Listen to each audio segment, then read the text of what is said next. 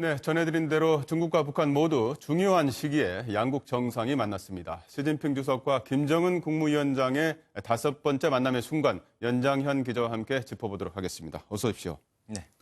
네, 일단 어제 두 정상이 만났는데 일단 북한에서 상당히 많은 신경을 쓴 것으로 보이죠. 네, 그렇습니다. 김 위원장은 시 주석의 환대에 굉장히 공을 좀 들인 모습을 보였습니다. 네. 왜냐하면 14년 만에 중국 최고 지도자가 이 북한 땅을 밟았기 때문에 더 의미를 뒀을 겁니다. 김 위원장이 부인 리설주와 함께 직접 공항에 나온 것은 물론이고 네. 평양 시민 25만 명이 도시 곳곳에 운집해서 네. 시진핑 만세와 같은 구호를 외치기도 네네네. 했습니다.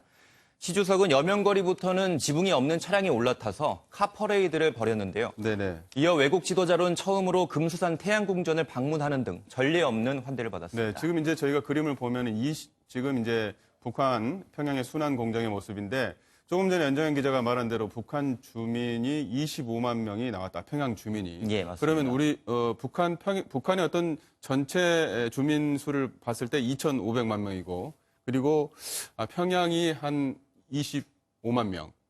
그러니까 25만 명 정도면은 북한의 어떤 1%가 시진핑 주석을 맞이하기 위해서 나온 게 됐는데 그렇습니다. 어제 보면은 이제 평양 곳곳에 주민들이 나왔고 그리고 순환 공장에도 평양의 북한의 주요 인사들이 또 나왔죠. 네, 맞습니다. 어떤 인사들이 나왔습니까?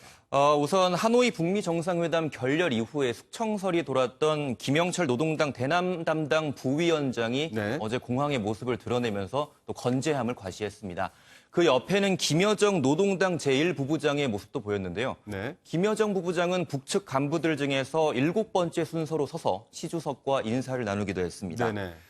그간 김 위원장의 손과 발이 돼서 그림자 수행을 하던 모습에서 벗어나서 이제는 부위원장급들과 어깨를 나란히 하면서 달라진 의상을 자랑하기도 했습니다. 이 당초 김여정이 하던 의전 역할은 현송월 삼지연 관현악단장이 이어받은 것으로 관찰됐는데요. 정상회담 때는 리수용 국제담당 부위원장과 네네. 리용호 외무상 등 기존의 외교 라인이 배치됐습니다. 네, 지금 보면은 이제 미국과 중국이 첨예하게 무역 전쟁에 가깝게 하고 있는데 예. 이 첨예한 시기에 시진핑 주석이 북한을 방문한 의중 어떤 게 있을까요? 네, 일단 북중은 올해 이제 수교 70주년을 맺을 만큼 전통적으로 아주 끈끈함을 과시하고 있습니다. 하지만 북미 비핵화 협상에서는 그동안 중국의 존재감이 상대적으로 미미한 편이었는데요. 하지만 최근 미중 간 패권 경쟁이 심화하면서 중국도 좀 위기감을 느꼈던 것 같습니다. 네. 때문에 이 시점에서 북한과의 친밀감을 또 과시하면서 미국을 견제하는 그 동시에 또 견제하려는 의도가 깔린 것으로 풀이됩니다. 네네. 이 정세현 전 통일부 장관도 전 장관이죠. 중국이 한반도 비핵화 문제에 적극 개입할 것으로 전망했는데 관련 발언 함께 들어보시겠습니다. 남북미 삼각구도로 전개되던 북핵 문제 협상이 이제 중국 때문에 사자로 볼 수 있습니다. 정전협정의 서명 당사자이기 때문에 평화협정의 당사자가 될 수밖에 없고. 네, 다음 주에 있을 G20 정상회의에서 시 주석이 김 위원장과 가장 최근에 대화했다는 사실 자체를 부각시키면서 이 트럼프 대통령과 미묘한 긴장감 또 기싸움을 펼칠 것으로 보입니다. 말씀하신 것처럼 시진핑 주석이 이제 북한에 가서 한 말들이 이제 몇 가지가 있는데 그 몇 가지를 좀 보면서 이야기를 좀 하도록 하겠습니다.